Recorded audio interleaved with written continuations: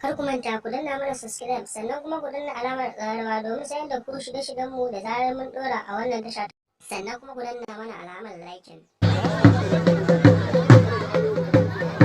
Za a yi ya kai ya kacca.